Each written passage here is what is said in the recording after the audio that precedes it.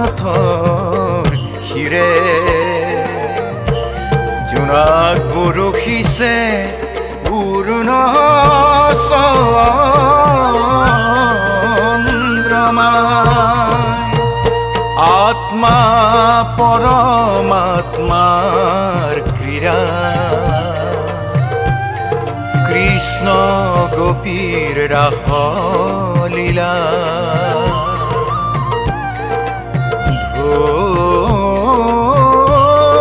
তুলি নাচে কালিন্দী যমুনাই কালিন্দী যমুনাই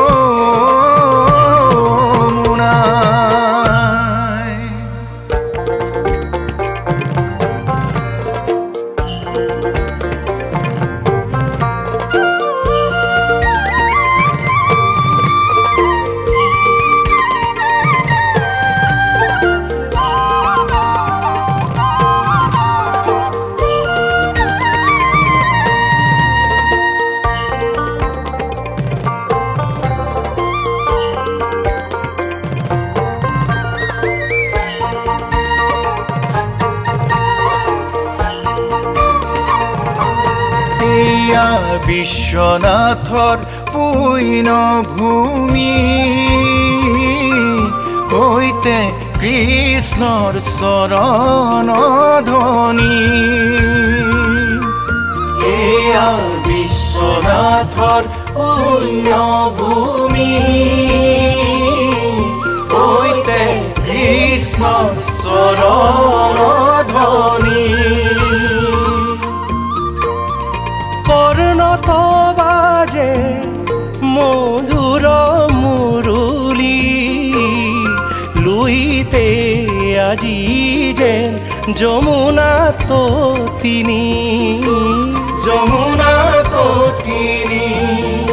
আমার প্রাণত আছে কৃষ্ণ সংস্কৃতি দিবাৰাতি থাকো প্ৰেমৰ খেমুজি বহু দশকৰে মধুৰ পৰিক্ৰমা হৃদয় জুৰি মাথো আমাৰ ঈশ্বৰ সেৱা হৃদয় জুৰি আছে মাথো ঈশ্বৰ সেৱা আমাৰ প্ৰাণত আছে জানা হবে কৃষ্ণ সংস্কৃতি দিবাৰাত্ৰি থাকো প্ৰেমৰ খেমুজি বহু দশকৰে মধুৰ পৰিক্ৰমা হৃদয় জুৰি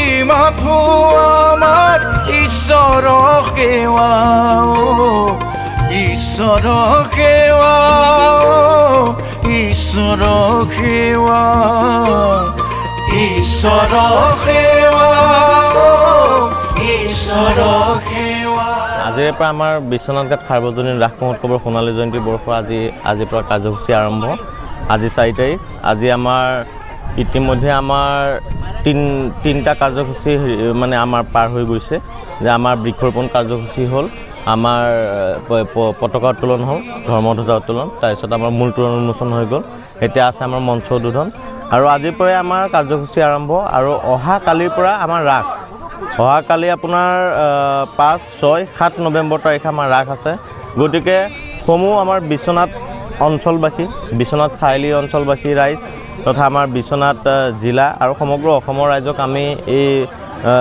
প্ৰচাৰ মাধ্যমৰ যোগেদি আমি অনুৰোধ জনাইছোঁ আপোনালোক এবাৰ আহক আমাৰ বিশ্বনাথ ঘাটৰ যি সোণালী জয়ন্তী ৰাস সেই ৰাসখন এবাৰ স্বচক্ষুৰে মানে নিজ চকুৰে মানে আপোনালোকে উপভোগ কৰক পোনপ্ৰথমে আপোনালোকৰ চেনেলৰ সমূহ কৰ্মকৰ্তাক আমি বিশ্বনাথ ঘাট সাৰ্বজনীন ৰাস সমিতিৰ সমূহ বিষয়ববীয়া হৈ আপোনালোকক অশেষ ধন্যবাদ আৰু কৃতজ্ঞতা জ্ঞাপন কৰিছোঁ সকলোৱে গমেই পাইছে ইতিমধ্যে প্ৰচাৰ মাধ্যমৰ জৰিয়তে অসমৰ ৰাইজক আমি অৱগত কৰিছোঁ এইবাৰ সোণালী জয়ন্তী বৰ্ষ 50 বছৰ ইতিমধ্যে আমি উপনীত হৈছোঁ এই 50 বৰ্ষত আৰু 4 দিনীয়াকৈ বৰ্ণাঢ্য কাৰ্যসূচীৰে এই ৰাস মহোৎসৱ ভাগ যিহেতু ইয়াত আধ্যাত্মিকতা জড়িত হৈ আছে, ভক্তি জড়িত হৈ আছে, আমাৰ ইয়াত ঐক্যতা আছে।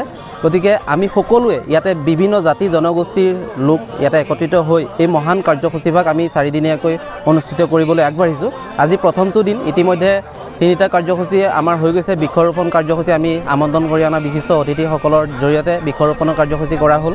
ইয়াৰ পিছতে আমি মূল তোৰণ ভাগো উন্মোচন কৰা হ'ল। 50খনকৈ যিহেতু আমাৰ ইয়াতে 50 বৰ্ষ পূৰ্ণ হৈছে, গতিকে 50খন পতাকা উত্তোলন কৰা হৈ গ'ল ইতিমধ্যে।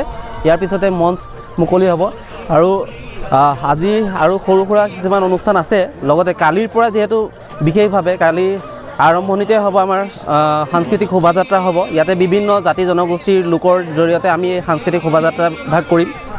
আৰু এই শেষতে আমি এই বিশ্বনাথ ঘাটৰ সাৰ্বজনীন ৰাস মহোৎসৱ ভাগ অসমৰ বিভিন্ন প্ৰান্তৰ পৰা দৰ্শকসকলক আমি আমন্ত্ৰণ কৰিছোঁ। আহক সকলোৱে একেলগে উপভোগ কৰোঁ। আমাৰ এই সোণালী জয়ন্তী বৰ্ষত সকলোৱে এই ৰাস মহোৎসৱৰ সাক্ষী হৈ ৰওঁ, তাৰে কামনা কৰিছোঁ। পুনৰবাৰ আমি সকলোৱে কৰজোৰে সকলোকে আমি আমন্ত্ৰণ জনাইছোঁ। ধন্যবাদ।